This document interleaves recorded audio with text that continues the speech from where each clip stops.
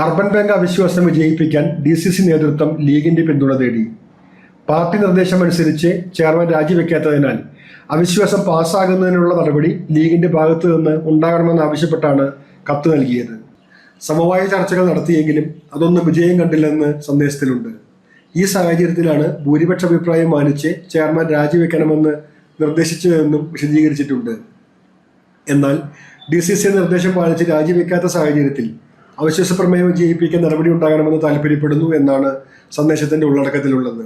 I ഗ്രൂപ്പിന്റെ 7 അംഗങ്ങളുടെയും ലീഗിന്റെ 2 അംഗങ്ങളുടെയും പിന്തുണയോടെയാണ് അവിശ്വാസം വിജയിച്ചത്.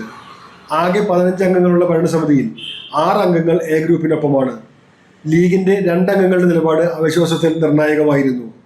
DCCയുടെ നിർദ്ദേശമനുസരിച്ചാണ് തങ്ങൾ പ്രവർത്തിച്ചതെന്നും കോൺഗ്രസിലെ ഭിന്നതയിൽ തങ്ങൾ പങ്കാളികളല്ലെന്നും പിന്നീട് ലീഗ് നേതൃത്വം വ്യക്തമാക്കിയിരുന്നു. എന്നാൽ അവിശ്വാസം ചർച്ച ചെയ്യുന്ന ദിവസം ഉച്ചവരെ തങ്ങളോടൊപ്പമായിരുന്ന ലീഗ് തങ്ങളെ ചതിക്കുകയായിരുന്നുവെന്ന് എ ഗ്രൂപ്പ് ആരോപിച്ചിരുന്നു.